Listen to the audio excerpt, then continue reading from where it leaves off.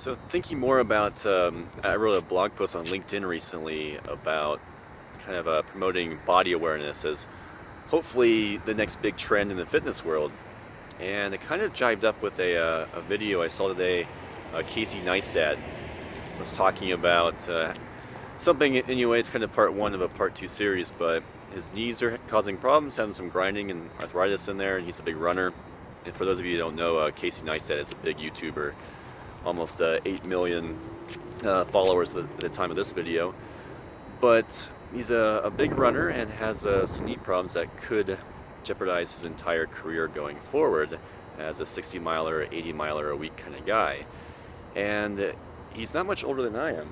And it kind of got me thinking that, we see this a lot where people will kind of want to do whatever physical activity they want to do, regardless of the repercussions. And I don't know if that's really because they don't quite think it through or don't really have the right people to explain what can happen if they don't really take better care of their body or understand what's going on. And in some cases, I totally understand that if you want to run and you realize it's going to cause problems, but it's just important to you, good for you, that's just a conscious decision.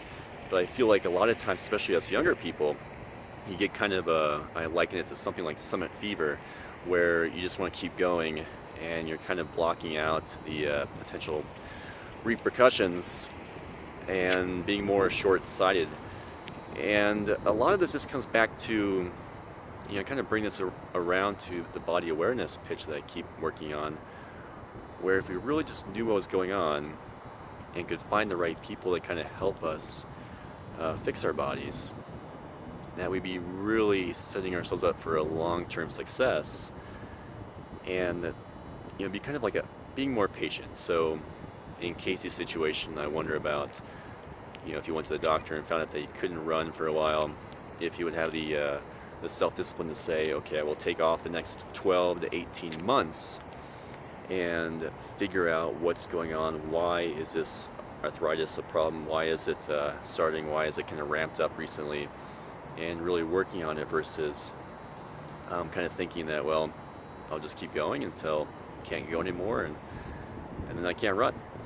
So it's kind of a mindset change and getting people that I think kind of coming around to, in a roundabout way, is this idea of patience and how it relates to fitness and body awareness, because a lot of us just don't have the patience, and our culture today is really not set up to drive a lot of patience, I think, in the fitness world. So again, these are kind of this video blog is partly for me to kind of track my thoughts as they come up, but also to see what you guys think, if you have any input on anything that I'm kind of talking about as far as in the context of movement and fitness trends going forward.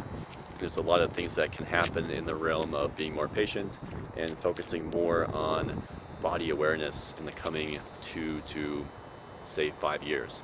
So love to hear what you guys think in terms of knowing your body and knowing when to kind of back off, and also if it's something that you just don't think you're going to do. And I'd love to hear why. Why is it more important for you to, the near term, do what you want to do, maybe running, maybe something else, as opposed to taking a more long-term, patient, and kind of strategic approach?